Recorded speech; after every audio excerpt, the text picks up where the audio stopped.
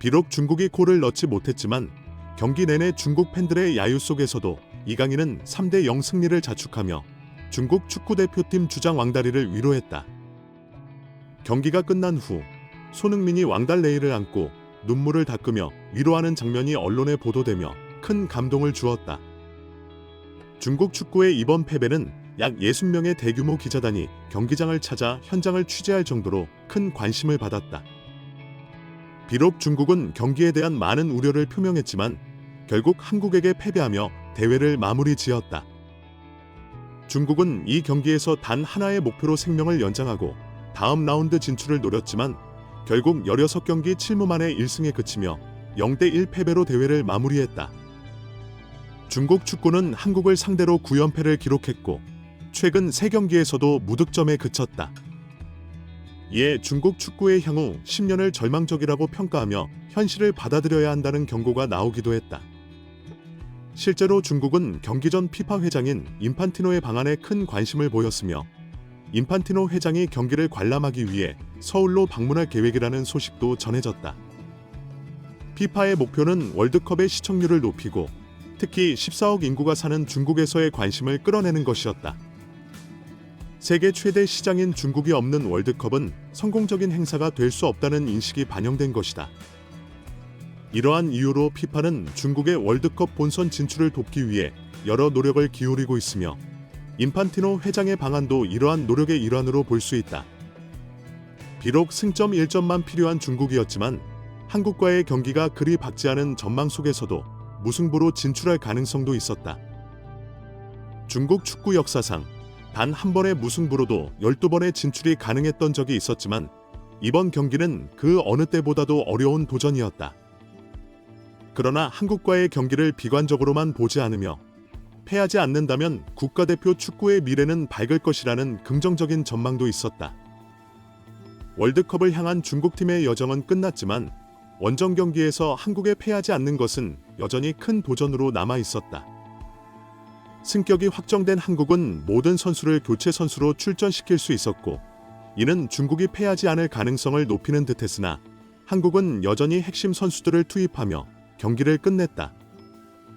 이에 따라 중국 대표팀의 실력은 한국 예비 선수들에게도 인정받지 못하는 상황이 되었고 월드컵에서 더 실용적인 나라는 한국이라는 평가도 나왔다. 현재 한국 축구대표팀은 무패 행진을 이어가며 단 한 골도 허용하지 않고 있어 클린스만 감독과 김도훈 임시감독의 지휘 아래 빠르게 회복하고 있다. 최근 4경기 모두 무실점 승리를 기록하며 중국에 큰 심리적 압박을 안겨주고 있다. 중국 축구 팬들은 이러한 상황 속에서 월드컵을 앞둔 결정적인 경기를 어떻게 관람하고 있을까? 중국 네티즌들의 반응은 매우 활발하며 이 경기가 중국 축구에 끼칠 영향을 주목하고 있다. 솔직히 말해서 우리는 이기지 못할 수도 있지만 여전히 중국 축구 국가대표팀의 일원으로서 최선을 다하고 있습니다. 앞으로도 계속 그럴 것인지 자문해 보세요. 물론 더러운 방식으로 플레이하라는 뜻은 아니지만 조금 거칠게 플레이해도 괜찮다고 생각합니다. 저는 경기에서 폭력을 좋아하지 않지만 한국과의 경기는 다릅니다. 그들이 이길 수 없다면 몇몇 선수를 쫓아내려 할 것입니다. 중국 축구 국가대표팀의 승리에 베팅했다면 배당금은 9.5배입니다. 많은 분들이 포기하셨다고 하지만 오늘 밤에도 저는 생방송을 보며 경기를 지켜볼 것입니다. 제가 해야 할 일은 열심히 훈련하고 평소의 실력을 보여주는 것뿐입니다. 경기 10분쯤 이강인은 좋은 기회가 왔을 때 손흥민에게 패스를 해주지 않았고 그로 인해 두 선수 간의 말다툼과 난투가 벌어졌습니다. 결국 두 선수 모두 심판에 의해 퇴장당했고 90분 동안 중국의 11명이 한국의 9명과 맞서 싸웠습니다. 경기는 0대0으로 끝났지만 중국은 18강에 진출하는 기적을 이루어냈습니다. 마치 SF 소설처럼 9대 11로 싸워도 이길 수 있을까 하는 의문을 품게 합니다. 중국이 이렇게 잘할 수 있을까? 한국 골키퍼는 어떤 모습이었을까? 밀렸지만 한국은 결정적인 기회를 얻지 못했습니다. 후반전에도 잘 버텨야 합니다. 솔직히 전반전 마지막 20분 동안 우리는 꽤 좋은 접전을 펼쳤고 상대 골키퍼가 몇 번이나 위기를 넘겼습니다. 이제 우레이의 시간이 왔습니다. 60분 동안 잘 막아냈는데 전반전에 중국이 레알 마드리드 같다는 말을 들었지만 이렇게 반격도 하지 않고 수비만 한다면 한 골이라도 내주게 될 것입니다. 그렇다고 0대1 패배가 괜찮다고 느낄 수도 있습니다. 3년 뒤에 다시 만나자는 말도 있습니다. 현실적으로 18강까지 진출해도 공을 제대로 터치하지 못하면 아무 의미가 없습니다. 매 경기마다 양측은 암묵적으로 동의한 것 같습니다. 한국은 무사히 이기기만 하면 되고 중국은 몇 골만 넣으면 됩니다. 확실히 실력 차이는 있지만 다들 열심히 해서 한 골만 내줬습니다.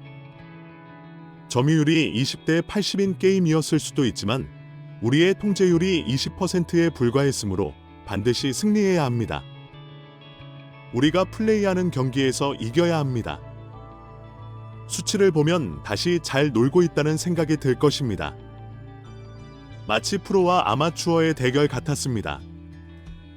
이런 팀이 월드컵에 진출한다면 오늘 월드컵은 아무 의미가 없겠지만 성공적인 경기였습니다. 이런 식으로는 무슨 희망이 있겠습니까? 수비만 하고 반격 능력은 없어 손흥민에게 졌습니다. 한국의 스타 선수에게 졌습니다. 위험한 공격은 거의 모두 손흥민이 막았습니다. 이는 불행한 패배였을까요? 솔직히 말해서 한국은 단지 이기기만 하면 되기 때문에 더 열심히 노력한 것도 아닙니다. 후반 들어 손흥민이 공격에 돌입하자마자 이정민을 교체하는 것처럼 손쉽게 측면 두 선수에게 공을 패스하며 상대를 배려하는 모습을 보였습니다. 한국은 중국 축구대표팀을 매번 꺾었습니다. 이것이 비디오의 끝입니다. 영상이 마음에 드셨다면 구독과 좋아요 부탁드립니다. 시청해주셔서 감사합니다.